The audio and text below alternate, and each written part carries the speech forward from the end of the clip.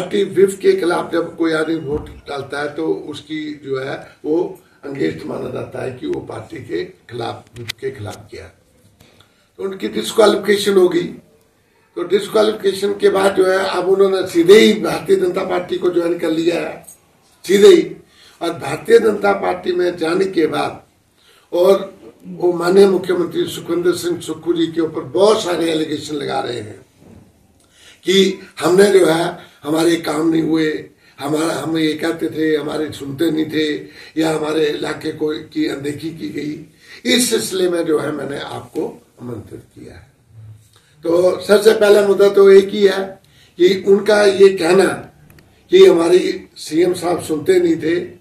अगर सुनते नहीं थे तो 14 महीने में कभी भी वो समय निकाल कर कभी भी मुख्यमंत्री से बात कर सकते थे, उस इशू को रिजॉल्व कर सकते थे कि हमारा बर्निंग इशू है, इसको आपने नहीं किया।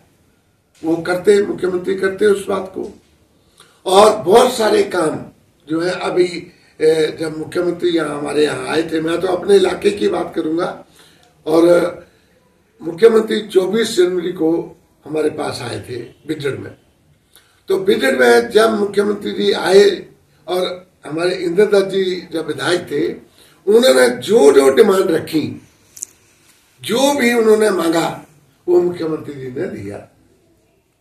आप मानेंगे नहीं, मैं दावे से कह सकता हूं कि उस दिन कम से कम नहीं है तो कम से कम जो है 100 करोड़ की योजनाओं का वो जो है वो अनाउंसमेंट करके गए। और उनमें से मुख्य रूप से मैं आपको कह सकता हूं, जैसे उन्होंने बस स्टैंड की बात की, उसके लिए बजट के प्रावधान की बात की। उन्होंने एसडीओ सब डिवीजन पीडब्ल्यूडी का मांगा, उसके नोटिफिकेशन भी हो गया।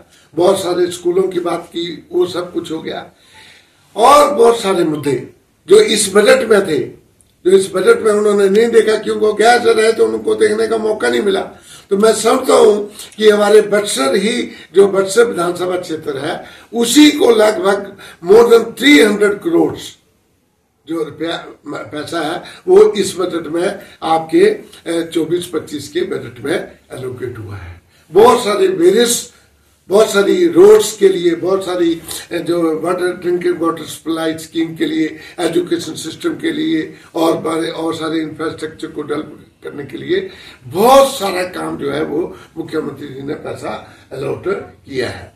तो ये जो आरोप वो मुख्यमंत्री जी के ऊपर लगा रहे हैं वो निराधार है। मैं समझता हूं कि जब आप पार्टी से बाहर चले गए और फिर आप भारतीय जनता पार्टी को ज्वाइन करने के बाद ये जो आरोप मुख्यमंत्री के ऊपर लगा रहे हैं ये टोटली निराधार है, ये हम कहना चाहेंगे।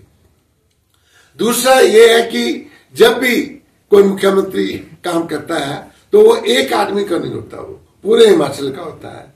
तो बहुत सारे एमएलए हैं, हमारे अपनी पार्टी के ही बहुत हैं। तो हर आदमी की अपनी अपनी डिमांड होती है।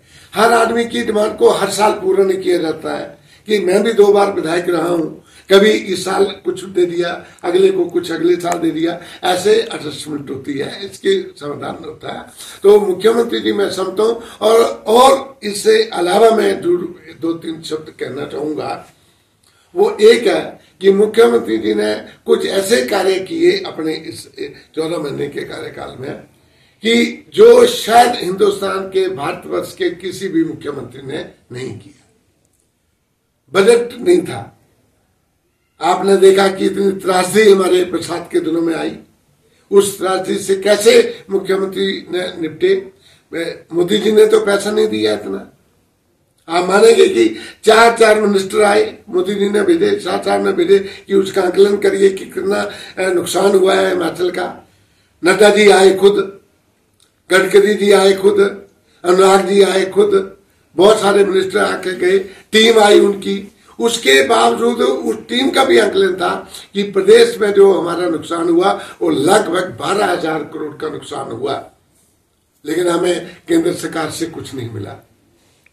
तो वो जो लोगों के बेघर लोग हुए थे, हजारों लोग, उनको कैसे उनको बसाना था। वो मुख्यमंत्री जी ने एक ऐसी योजना लाई कि जो पूरे हिंदुस्तान में कोई नहीं कर सका।